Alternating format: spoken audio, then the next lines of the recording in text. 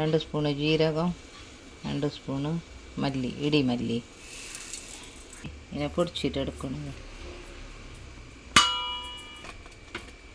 പിന്നെ ഇത് 1 സ്പൂണ് ജീരകം, അജ്വാൻ ലൈമ് അത്, പിന്നെ മുളക് പൊടിച്ചത്, കുരുമുളക് ആവശ്യത്തിന്.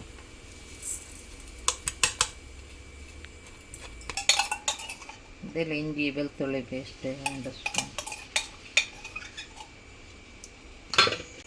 പിന്നെ എരിവിനനുസരിച്ചിട്ട് മുളക്.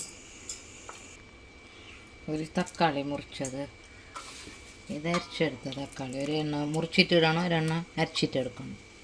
ഉള്ളിൻ്റെ വെള്ളം, ഒരു ഉള്ളി മുറിച്ചിട്ട് എടുത്തിന്. അതിൻ്റെ വെള്ളമെല്ലാം കളഞ്ഞ പിന്നെ ഇട്ടാൽ മതി.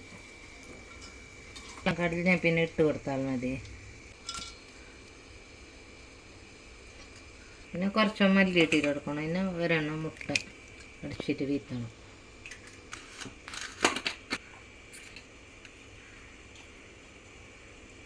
രണ്ട് സ്പൂണ് നെയ്യ് ഇട്ട് കൊടുക്കണം, സോഫ്റ്റായിട്ട് കിട്ടാൻ വേണ്ടിയിട്ട് കബാബ്.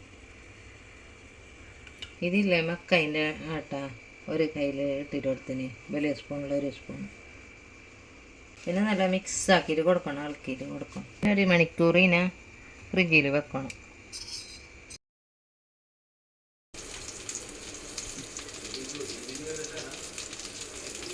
ഇതേമാതിരി കബാബ് ഉണ്ടാക്കിയിട്ടെടുക്കണം, എളുപ്പത്തിലായിട്ട്.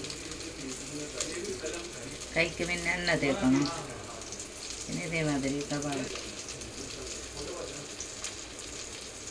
ഞങ്ങൾ പ്ലേറ്റിൽ വെച്ചിട്ടുണ്ടാക്കിയാലും മസിയുണ്ടാവും.